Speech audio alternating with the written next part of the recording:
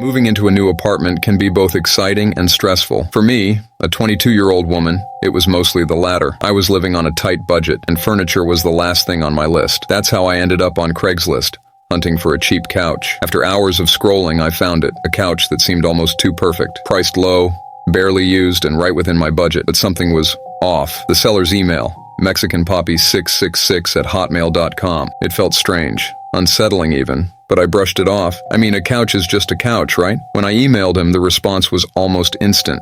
He didn't even haggle, just accepted my offer like he was waiting for me to bite. That should have been my first clue. But the real unease came when he asked for my address, offering to drop it off himself. My stomach tightened. A stranger coming to my door? Number I offered to pick it up instead. That's when he got pushy. He kept insisting it would be easier if he delivered it. I ignored my gut feeling and ghosted him. But the next day, he emailed again, this time giving me his address and urging me to come check it out. I should have blocked him. I should have just said no, but I needed that couch. So, I went.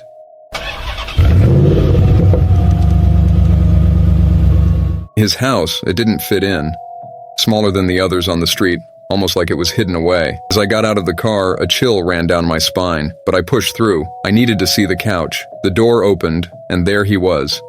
A man in his late 40s, grinning from ear to ear. His baseball cap cast a shadow over his eyes, but his smile, that smile, it wasn't right. He led me to the living room, and there it was, the couch. But it looked nothing like the photos. Stains, scuffs, even small tears. I could feel my skin prickle with unease. Something was very wrong. I pointed out the damage, but he just kept smiling. "I'll lower the price," he offered, voice too calm. I shook my head, already inching toward the door. "No thanks, I'm not interested."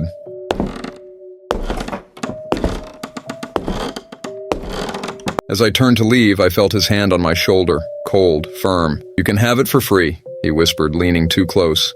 "If you give me something in return." My heart raced, and I shoved his hand off me. I bolted out the door and into my car, barely able to breathe. As I sped away, the reality of what had just happened hit me like a wave of nausea. But that wasn't the end of it. That night, as I tried to sleep, I heard it. Footsteps on my porch.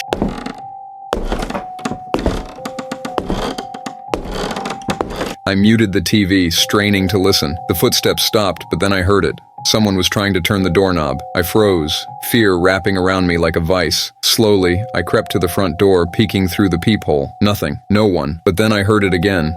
The backyard gate creaking open. My heart pounded so loud I thought it might burst. I grabbed my phone and dialed 911, whispering to the operator as I tried to stay calm. More sounds, this time at the back door. Someone was trying to break in. I shouted through the door, "The police are on their way," hoping it would scare him off. Everything fell silent. After what felt like an eternity, I heard hurried footsteps fading into the night. The police arrived minutes later, but the damage was done. He was gone. No one saw him, no one caught him, but I know it was him. He followed me home. It's been a month since that night. I've changed my locks, installed cameras, even moved my bed away from the windows, but the feeling hasn't left. That creeping fear that he's still out there, watching. I haven't been able to sleep since, and I'll never, ever use Craigslist again.